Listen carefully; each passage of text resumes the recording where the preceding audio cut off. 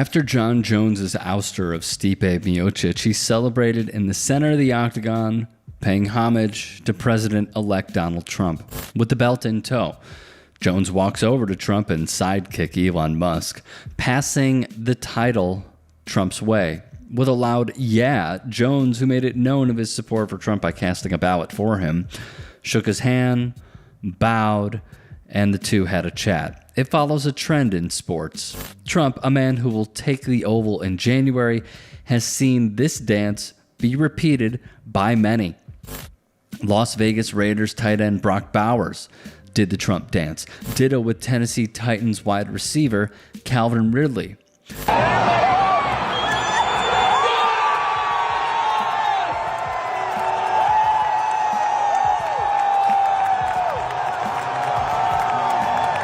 Add United States men's national team captain Christian Pulisic in as well.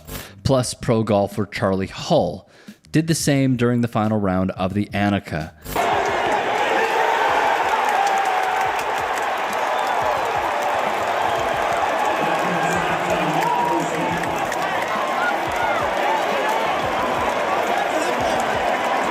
This follows San Francisco 49ers defensive end Nick Bosa doing the dance last week as he sacked Tampa Bay Bucks quarterback Baker Mayfield. Of course, in sports, we were once told, must they run their mouths like that? And it's always unwise to seek political advice from someone who gets paid $100 million a year to bounce a ball. Oh, and LeBron and Kevin, you're great players, but no one voted for you. Millions elected Trump to be their coach. So keep the political commentary to yourself, or as someone once said, shut up and dribble. Plus, U.S. women's soccer star Megan Rapinoe decided to take the knee. This country allows you to play a game for a living and do very well. So you can take a knee, yeah. I think it's had a huge impact on sports, a huge negative impact on sports. Let politics remain separate. Look, they said it, from MAGA loyalists to the president himself. Sports and politics should remain opposites. Now, the same crowd... Well, I said on this network at the Republican National Convention that the Republican Party was now the fun party. And lo and behold, I was right. And apparently many pro athletes agree, from the Raiders' Brock Bowers to the Lions' Adarius Smith to the Titans' Calvin Ridley to UFC fighter Jon Jones to soccer's Christian Pulisic just moments ago. Athletes are doing the Trump dance to celebrate their scores and wins. And why shouldn't they? Trump is back. America is back. And once again, we don't need to see it's cool to be a Republican. No, Chuck, Julie, we need to stand Chuck, up. Julie, I invite you to get in on it. It is true. We're back, baby. We're back, baby. It is true. Says stuff like this, beyond cringe. So I guess we've gotten to the portion of the Trump era where we have moved past shut up and dribble, and now it is fantastic for athletes to be talking about their politics. Yes, we certainly have. Let's start with Bowers, who Jennings mentioned there. I've seen everyone do it, he told reporters after the Raiders' 34-19 loss. I watched the UFC fight Saturday night, and Jon Jones did it. I like watching UFC, so I saw it and thought it was cool. What's rather odd is after Safid Dean asked this question, teeing up Bowers' answer, Raiders PR cut the session immediately. The media team scrubbed the moment from their socials as well. With Pulisic, he was asked about the intent of the celebratory move. Quote, well, obviously, that's the Trump dance. It was just a dance that everyone's doing. He's the one who created it. I just thought it was funny. He'd add, it's not a political dance. It was just for fun. I saw a bunch of people do it, and I thought it was funny, so I enjoyed it. How could one not associate a political dance, as Pulisic calls it, that a politician does while he's on the campaign trail in his third attempt to take the Oval Office? How one doesn't associate, one with the other is beyond me. And it seems honestly like it is a simple deflection. It's a simple deflection to say, let your eyes deceive you. Forbes' Ian Nicholas Quillen would write, but even if we take Pulisic at his word, and there's no reason not to, it was probably an error in judgment from the United States captain because of the potential it has to draw attention to his team for all the wrong reasons between now and the summer of 2026. One important subject he brings up in his piece: Trump's plans for deporting millions of Americans. Several United States men's national team regulars, like Timothy Weah and Yunus Musa, qualify for the roster on the basis of birthright citizenship, something Trump's administration has shown the desire to limit. Others, like Anthony Robinson and Sergino Dest, were born abroad, but United States men's national team eligible based on family lineage. Clay Travis, who has been alleged to grift off right-wingers, tweeted above the Pulisic video, "We are so effing back." Former national team player and Ron DeSantis fan Alexi Lawless also chimed in with his approval. The Guardian's Tom Dart has more.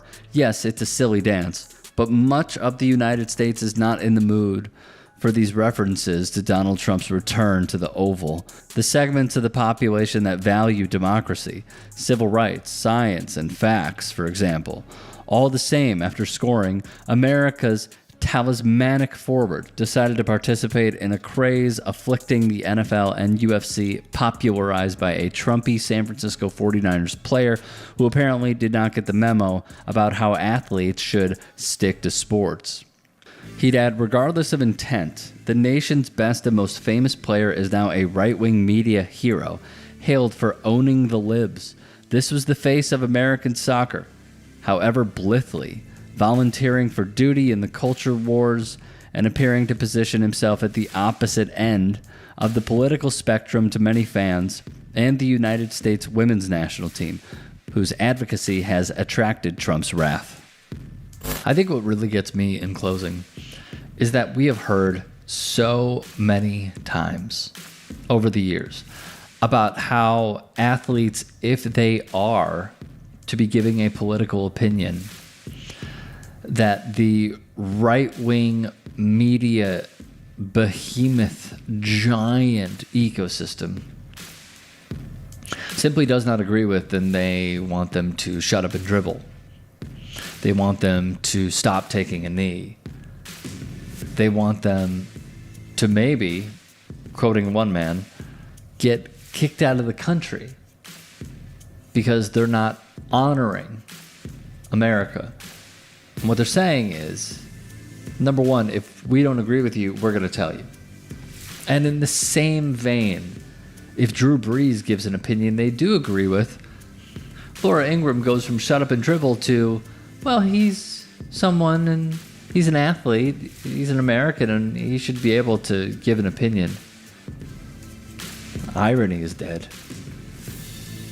It's the hypocrisy. That's what it is.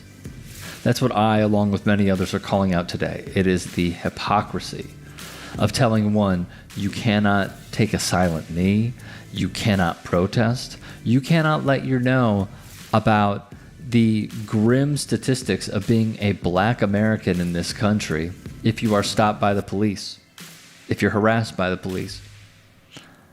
But if you are someone else who gives an opinion that they agree with, you have full reign to do as you wish. So I end with this. Which one is it? Should athletes not have a say, or should they be allowed to? I'm asking that of the Ingrams, of the Hannitys, of the Carlsons, of the Kellys, of the Kilmeads, of the Jesse Waters. Which one is it? Because the difference between them and myself or others who cover this stuff is quite simple. We do not ever say they don't have a right to do it. What we do is analyze what they say about a certain thing or what one gesture could symbolize and why it might be wrong. Respectfully. We don't say, I think Brock Bowers should be kicked out of the country because he did something I disagree with. No. I don't say, Christian Pulisic should be ashamed of himself. I don't say that. I don't. They do. So I'm asking them, which one is it? Will they answer?